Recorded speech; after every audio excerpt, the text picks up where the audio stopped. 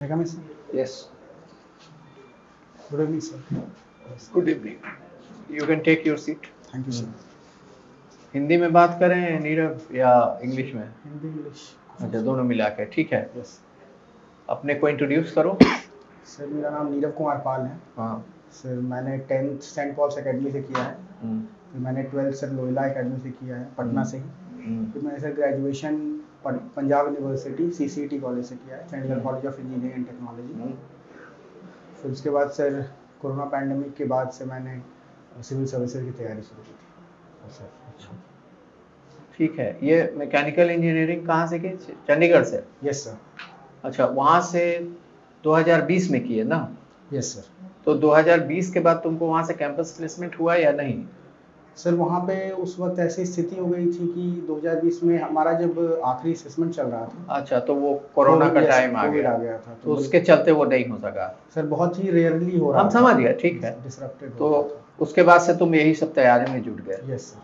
तो तुमने इंजीनियरिंग किया है, 4-5 साल मेहनत की होगे, काफ़ी मेहनत लगता है इंजीनियरिंग के पढ़ाई में। मैकेनिकल इंजीनियर तुम हो और तुम्हारा अच्छा होगा परफॉर्मेंस भी, इसलिए तुम ऑप्शनल में फिजिक्स भी रखे हो।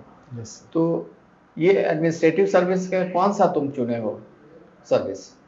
First preference sir Bihar police service. Bihar police service. Yes, तो sir. क्यों आना चाहते हो? इंजीनियर बन के कहीं किसी प्राइवेट कंपनी में भी तो अच्छा जॉब मिलेगा, बाहर के अच्छे मेट्रो में रहोगे। Why you want to come to Bihar?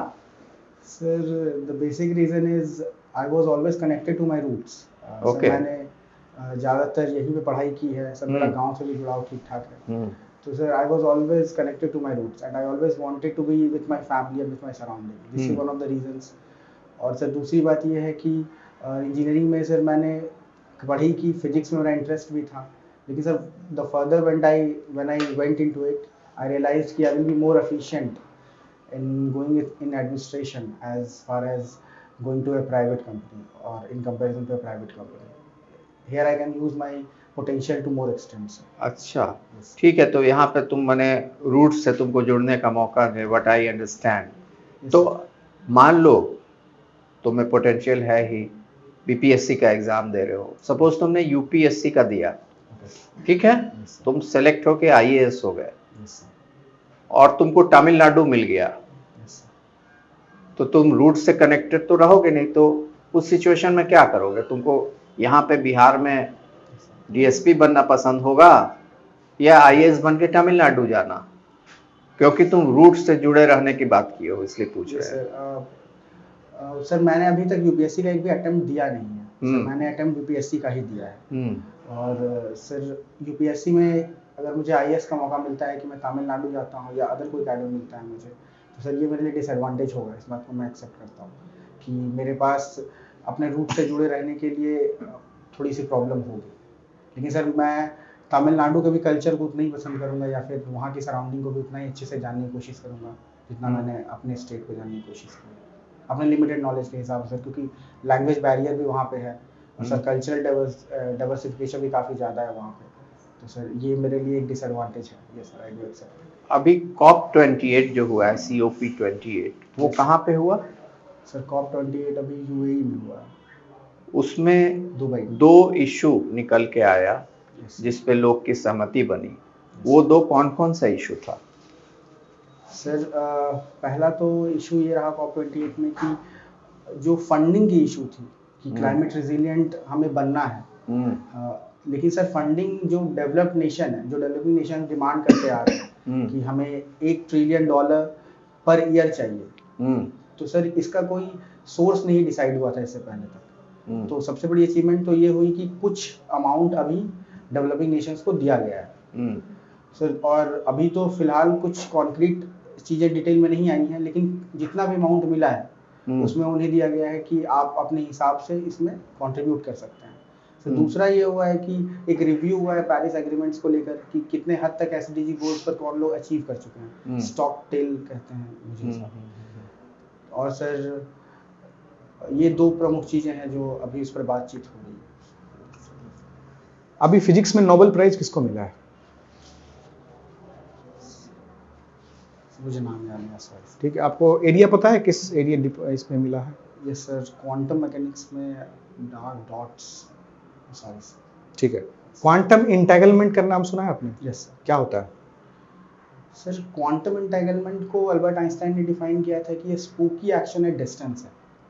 इसमें क्या है सर कि अगर फिजिकल वर्ल्ड को हम देखते हैं तो उस तरीके से वो काम नहीं करता है जिस तरीके से क्वांटम वर्ल्ड काम करता है। दो पार्टिकल्स होते हैं, वहाँ पे एक पार्टिकल एक एंटी पार्टिकल है, एक अजीब से रिलेशनशिप के साथ वो कनेक्टेड होते हैं जिसे ये लोग क्वांटम इंटेंगलमेंट कहते हैं।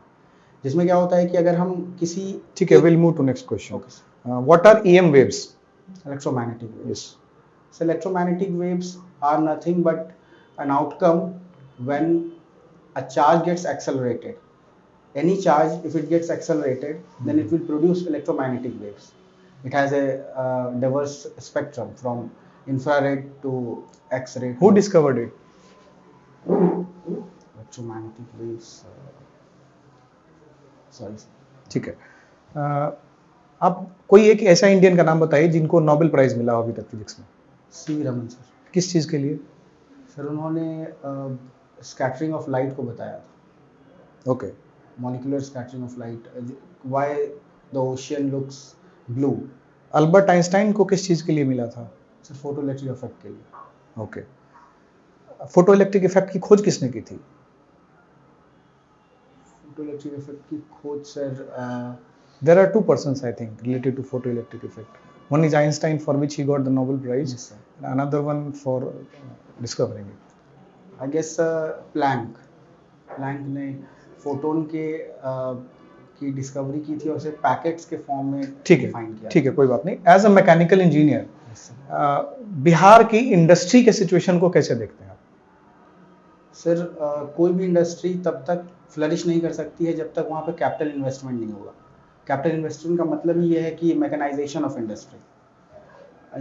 ह्यूमन लेबर्स काम करते हैं, लेकिन सर जब तक मैकेनाइजेशन ऑफ इंडस्ट्री नहीं होता, whether it be agriculture, whether it be any sector, वहाँ पे sir as a mechanical engineer मुझे ये नज़र आता है कि जो मैकेनाइजेशन ऑफ इंडस्ट्री हमारे बिहार में हुई है वो उतने हद तक नहीं हुई जितने हद तक और स्टेट्स में। मुझे तो सिर्फ एक वर्ड सुनाई दे रहा है आप जो बोल रहे हैं, मैकेनाइजेशन ऑफ इंडस्ट्री, मैकेनाइज, उससे ज़्यादा मुझे कुछ समझ नहीं है आप जो बोल रहे हैं।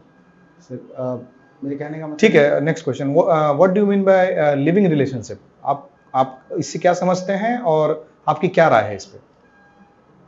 Live in relationship. Sir live in relationship में ये है कि दो इंडिविजुअल अपने कंसेंट से बिल्कुल हस्बैंड वाइफ की तरह, नॉट इन लीगल टर्म्स, लेकिन वो एक साथ एक ही घर में रहते हैं without considering the norms that has been set in marriage bond. Is that legal in India? Yes, it is legal. The Supreme Court had said that we don't need to, the legal forces don't need to interfere in that case. तो same sex marriage के संदर्भ में जो supreme court ने judgement दिया है, उसके बारे में क्या कहना है आपको? सर सुप्रीम कोर्ट के जजमेंट से मुझे ये समझ में आता है कि सुप्रीम कोर्ट थोड़ा सा बैक ट्रैक कर चुकी हैं। जब उन्होंने कहा कि जैसे हमारे जस्टिस चंद्रचूड़ ने कहा, चीफ जस्टिस ने, कि सिविल यूनियन हम उन्हें दे सकते थे, सिविल यूनियन का दर्जा हम उन्हें दे सकते थे, लेकिन चूंकि वो माइनॉरिटी में थे तो वो चीज़ दिया नहीं जा पाया। 3:2 के जजमेंट से वो चीज़ें आई। माइनॉरिटी जजमेंट चंद्रचूड़ जी का ये था कि हम लोग केस की कॉम्प्लेक्सिटी में नहीं जाएंगे, ठीक है। तो आपका क्या कहना है सेम सेक्स मैरिज पे? तो मुझे ऐसा लगता है कि same sex marriage should be allowed under special marriage act of 1954। ठीक है, okay, you can go, we will call you after 1 minute. Thank you. दूसरा इंटरव्यू है। Yes sir. तो ये जीन्स और सर, मैं स्वेटर पहन के जाओगे इंटरव्यू में? नो सर, अभी वो कपड़े बन गए हैं, मेरे पूरे यूनिफॉर्म। नहीं, ठीक है, हम समझ गए। तो कम से कम पैंट और शर्ट पहन के आते ना तो थोड़ा सा अच्छा दिखता।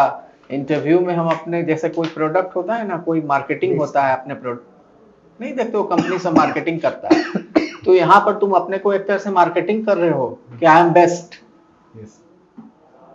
तो उसमें सब कुछ अच्छा दिखना चाहिए। मॉक इंटरव्यू समझो कि एक इंटरव्यू ही है। तो उस पॉइंट पर थोड़ा चेंज करो, थोड़ा अपना नॉलेज ब्रश अप करो, ठीक है, तब कॉन्फिडेंस डेवलप करेगा, ठीक है ना। करंट अफेयर्स पढ़ो, न्यूज़पेपर पढ़ो। कब है इंटरव्यू? सर 13th को। ओके।